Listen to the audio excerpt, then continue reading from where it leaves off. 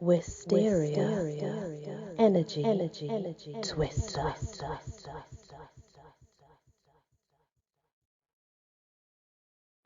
Hello everyone, welcome back to my channel. Wysteria here. We're going to do Korean fairy tales, The Rabbit and Other Legends. The Koreans are great students of nature. Nothing seems to escape their attention as they plod through the fields or saunter for pleasure over the green hills. A naturally picturesque landscape is preserved in its freshness by the law that forbids the cutting of timber or fuel in any but prescribed localities. The necessity that compels the peasants to carefully rake together all the dried grass and underbrush for fuel causes even the rugged mountain sides to present the appearance of a gentleman's well-kept park, from which the landscape gardener has been wisely excluded. Nature's beauty in Korea may be said to be enhanced rather than marred by the presence of man, since the bright tints of the ample costume worn by all lends a quaint charm to the view. The soil-begrimed white garments of the peasants that work in the fields are not especially attractive at short range, but the foot traveller, clad in a gorgeous gown of light-coloured muslin, adds a pleasant touch to the general effect, as the winds about the hills following one of the short-cut paths, while the flowing robes of brightly coloured silk worn by the frequent parties of gentry who may be met, strolling for recreation, are a positive attraction. Nor are these groups uncommon. The climate during most of the year is so delightful. The gentry are so pre-eminently a people of leisure, and are so fond of sightseeing, games and music, that they may be continually met, taking a stroll through the country. As has been said, nothing out of doors seems to have escaped their attention. The flowers that carpet the earth from snow till snow have each been named, and their seasons are known. The maha indoors throws out its pretty sessile blossoms upon the leafless stem, sometimes before the snow has left, as though summer were born upon winter's bare arm, with no leafy spring to herald her approach. Then the autumn snows and frosts often arrive before the great chrysanthemums have ceased their blooming, while, between the seasons of two heralds, bloom myriads of pretty plants that should make up a veritable botanical paradise. Summer finds the whole hillsides covered with the delicate fluffy blooms of the pink azaleas, summoning forth the bands of beauty seekers who have already admired the peach and plum orchards. Great beds of nodding lilies of the valley usher in the harvest, and even the forest trees occasionally add their weight of blossoms to the general effect. The coming and going of birds is looked for, and the peculiarities and the music of each are known. As a rule, they are named in accordance with the notes they utter. The pigeon is the peduki, the crow the komagu, the swallow the chap pai, and so on. One bird, I think it is the oriolo or oriole, is associated with a pretty legend to the effect that once upon a time one of the numerous ladies of court had a love affair with one of the palace officials, and Mr. Kim, it was discovered, and the poor thing lost her life. Her spirit could not be killed, however, and, unappeased, it entered this bird, in which form she returned to the palace and sang, Kim po la go, Kim po, Kim po la go. Then, receiving no response, she would mournfully entreat, Kim po go sipso, Kim po go sipso. Now, in the language of Korea, Kim po la go means call Kim or tell Kim to come, and Kim po go sipso means I want to see Kim. So even to this day, the women and children feel sad when they hear these plaintive notes, and unconsciously their hearts go out in pity for the poor lone lover who is ever searching in vain for a Kim. Another bird of sadness is the cuckoo, and The women dislike to hear its homesick notes echoing across the valleys. The pachu cockrook is a bird that sings in the wild mountain places and warns people that robbers are near. When it comes to the hamlets and sings, the people know that the rice crop will be a failure and that they will have to eat millet. The crow is in the great disfavour as it eats dead dog and brings the dread fever. Yim Bayong. The magpie, that's impudent, noisy, nuisance, however, is in great favour. So much so that his great ugly nest is safe from human disturbance, and his presence is quite acceptable, especially in the morning. He seems to be the champion of the swallows that colonise the thick roofs and build their little mud houses underneath the titles. For when one of their great lazy house snakes comes out to sun himself after a meal of young swallows, the bereaved parents and friends at once fly off for the saucy magpie, who comes promptly and dashes at the snake's head amid the encouraging jabbering of the swallows. They usually succeed in driving the reptile under the tiles. Should the magpie come to the house with his excuse for a song in the morning, good news may be expected during the day. Father will return from a long journey, brother will succeed in his civil service examination and obtain rank, or good news will be brought by post. Should the magpie come in the afternoon with his jargon, a guest, not a friend, may be expected, with an appetite equal to that of a family of children. Well, if the magpie comes after dark, thieves may be dreaded. The office of house guard is also bestowed upon the domestic goose. Aside from its beauty, this bird is greatly esteemed for its daring in promptly sounding an alarm should any untimely visitor enter the court, as well as for its bravery in holding and pecking at, in some cases, driving out the intruder. The wild goose is one of the most highly prized birds in Korea. It always participates in the wedding ceremonies, for no man would think himself properly married had he not been presented by his bride with wild goose, even though the bird was simply hired for the occasion. The reason for this is that these observing people once noticed that a goose, whose mate was killed, returned to the place year after year to mourn her loss, and such consistency to seek, by this pretty custom, to command their wives. They further pledge each other at this time in these words: Black is the hair that now crowns our head, yet when it has become white as fibres of the onion root, we shall still be found faithful to each other. The white heron seems to be the especial friend of man. Many are told tales of the assistance in rendered individuals. In one case, a generous-hearted creature is said to have pecked off its bill in its frantic attempts to ring a temple bell for the salvation of a man.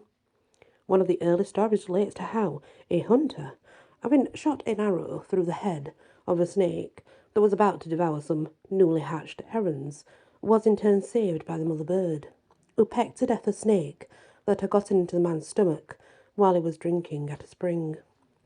The pecking, further, was so expertly done as to not injure the man.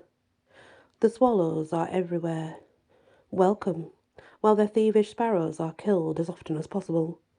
The former live in the roofs of the houses and usually awaken the inmates by their delight at chattering at each recurrence of dawn. A charming story is told of the swallows rewarding a kind man who had rescued it from a snake and bound up its broken leg.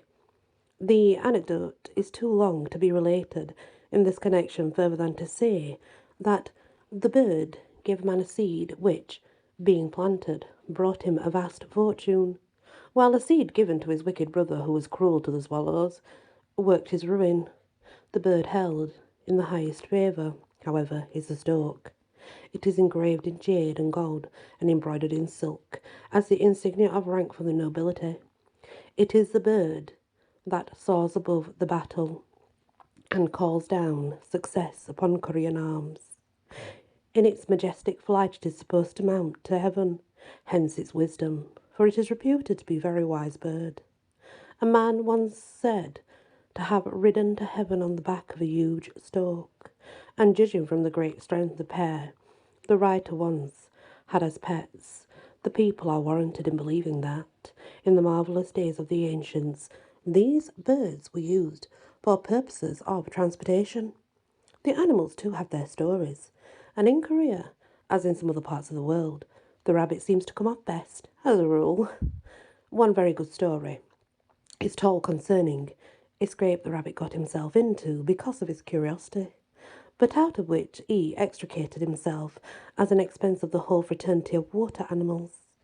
It seems that no one on occasion the king of fishes was a little indiscreet, and while snapping greedily at a worm, got a hook through his nose. He succeeded in breaking the line, and escaped having his royal bones picked by some hungry mortal, but he was still in great dilemma, for he could in no way remove the cruel hook. His finny majesty grew very ill. All the officials of his kingdom were summoned and met in solemn council. From the turtle to the whale, each one wore an anxious expression, and did his best at thinking. At last the turtle was asked for his opinion, and announced his firm belief that a poultice made from the fresh eye of rabbit would remove the disorder of their sovereign at once. He was listened to attentively, but his plan was conceded to be impractical, since they had no fresh rabbit eyes or any means of obtaining them. Then the turtle again came to the rescue, and said that he had a passing acquaintance with the rabbit, whom he had occasionally seen when walking along the beach, and that he would endeavour to bring him to the palace, if the doctors would then take charge of his work, for the sight of blood disagreed with him, and he would ask to absent himself from the further conduct of the case. He was royally thanked for his offer and sent off in haste, realizing full well that his career was made in case he succeeded, while he would be very much unmade if he failed. I was a very hot day as the fat turtle dragged himself up the hillside, where he fortunately espied the rabbit. The latter, having jumped away a short distance, cocked his ears and looked over his back to see who was approaching. Perceiving the turtle, he went over and accosted him with, "What are you doing away up here, sir?" "I simply came up for a view. I've always heard that the view over the water from the hills was excellent, but I can't say it pays one for the trouble of coming up." And the turtle wiped off his long neck and stretched himself out to the cool air breeze. "You are not high enough. Just come with me if you want to see a view." And the rabbit straightened up as if to start. "No, indeed. I have had enough for once. I prefer the water. Why, you should see the magnificent sights down there. The beautiful green forests of waving trees, mountains of cool stones, valleys and caves, great open plains, made beautiful by companies of brightly robed fish, royal processions from our palaces, and best of all, the water bears you up and you go, everywhere, without exertion. No, let me return. You have nothing on this dry, hot earth worth seeing." The turtle turned to go, but the rabbit musingly followed. At length he said, "Don't you have any difficulty in the water? Doesn't it get in your eyes and your mouth?" For he longed in his heart to see the strange sights. "Oh no, it bothers us no more than air, after we have once become accustomed to it," said the turtle. "I should very much like to see this place," said the rabbit, rather to himself, "but it's no use. I couldn't live in water like a fish." Why, certainly not," said the turtle, concealed his excitement under the air of indifference. "You could get along by yourself. But if you really wish to see something that will surprise you, you may get on my back. Give me your forepaws, and I will take you down all right." After some further assurance, the rabbit accepted the apparently generous offer, and on arriving at the beach, he allowed himself to be firmly fixed to the turtle's back, and out they went in the water, to the great discomfort of the rabbit, who, however, eventually became so accustomed to the water that he did not mind it much. He was charmed and bewildered by the magnificence of everything he saw, and especially by the gorgeous palace, through which he was escorted by attendant fishes, to the sick chamber of the king, where he found a great council of learned doctors, who welcomed him very warmly. While sitting in an elegant chair and gazing about at the surrounding magnificence, he chanced to hear a discussion concerning the best way of securing his eyes before he should die. He was filled with horror, and questioning an attendant, the whole plot was explained to him. The poor fellow scratched his head and wondered if he could ever get out of the palace alive. At last, a happy thought struck him. He explained to them that he always carries about two pair of eyes, his real ones, a pair made of mountain crystals, to be used in very dusty weather. Fearing that the water would injure his real eyes, he'd buried them in the sand before getting upon the turtle's back, and was now using his crystal ones. He further expressed himself as most willing to let them have one of his real eyes, with which to cure his Majesty's disorder, and assured them that he believed one eye would answer the purpose. He gave them to understand that he felt highly honoured as being allowed to assist in such important work, and declared that if he would give them the necessary order, he would hasten on the turtle's back to the spot where he had buried the eyes and return speedily with one. Marvelling much at the rabbit's courtesy, the fishers slunk away into the corners, for very shame at their own rude conduct in forcibly kidnapping him, when a simple request would have accomplished their purpose. The turtle was rather roughly commanded to carry the guest to the place designated, which he did. Once released by the turtle to dig for the eyes in the sand, the rabbit shook the water from his coat, winking at his clumsy betrayer, told him to dig for the eyes himself, that he only had one pair, and those he intended to keep. With that, he tore away up the mountainside, and, as ever after being careful, to give the turtle a wide berth. And that's the story of the birds and obviously all the, I don't know, little tales. I love them. But that's the Korean tale of the rabbit. It's very beautiful. Thank you for listening and many blessings. Wysteria. Energy. Twister.